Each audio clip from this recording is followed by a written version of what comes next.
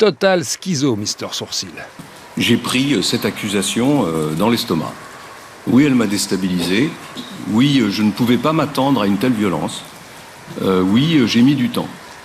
J'ai mis du temps à réagir.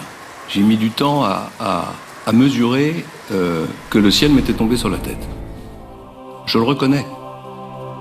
Mais maintenant, c'est fait. Maintenant, je suis debout. Oui, j'ai employé mon épouse comme collaboratrice.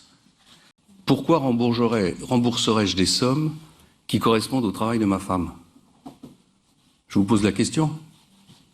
J'ai dit tout à l'heure que je comprenais l'évolution de l'opinion sur ces questions, que je regrettais de ne pas l'avoir, au fond, compris plus tôt. J'ai dit tout à l'heure que je voulais participer à l'évolution du statut des parlementaires sans donner de leçons. Mais ma femme a travaillé. Et j'ai donné la preuve de ce travail. Elle a donné la preuve de ce travail. En travaillant avec ma femme et mes enfants, j'ai privilégié cette collaboration de confiance qui aujourd'hui suscite la défiance. C'était une erreur. Je le regrette profondément et je présente mes excuses aux Français. Pardonnez-moi, Seigneur, pardonnez-moi, j'ai commis une faute morale, je ne suis qu'un vilain pécheur. Pardonne-moi, peuple de France, oui, j'implore ton pardon pour avoir employé des membres de ma famille. N'empêche que j'ai rien fait d'illégal, j'ai parfaitement le droit d'embaucher ma femme et mes gosses, bon Dieu. J'ai le droit, j'y ai droit et puis c'est tout. C'est pas des journalistes qui vont me faire la leçon.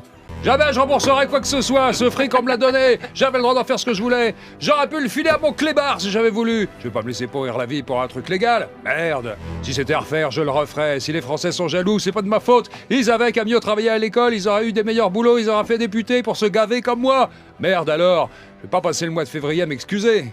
Non mais si on va par là, ils veulent pas non plus que je me dénonce à la police chaque fois que je roule bourré, sans me faire gauler. Messieurs,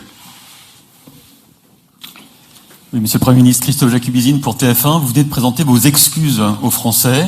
Est-ce que vous estimez néanmoins d'être toujours le meilleur candidat pour faire gagner votre camp, ou est-ce qu'aujourd'hui vous êtes un handicap pour que la droite remporte l'élection présidentielle?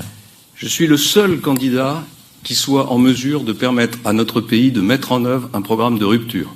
Comment pourrait-il en être autrement après 10 jours de lynchage médiatique? Après 10 jours pendant lesquels seule l'accusation a eu la parole. Et quelle accusation? Je vous évite la liste de toutes les rumeurs.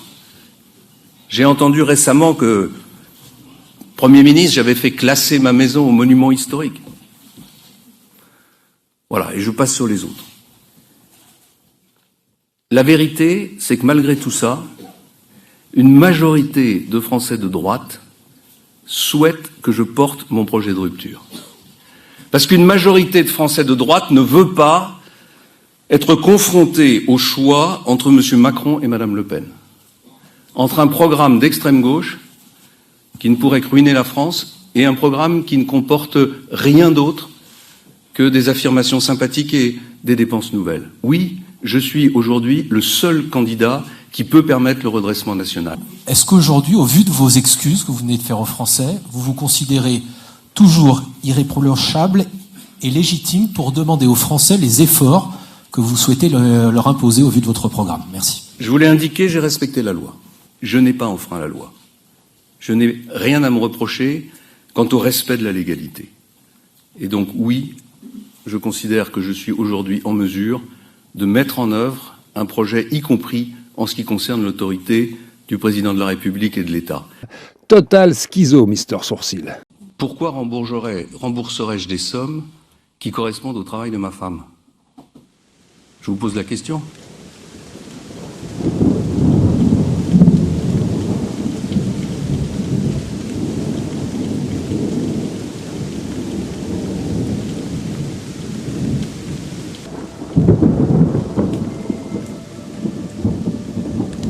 Alors après, vous me demandez, est-ce que je suis légitime pour demander des efforts aux Français? Mais ce n'est pas des efforts que je demande aux Français.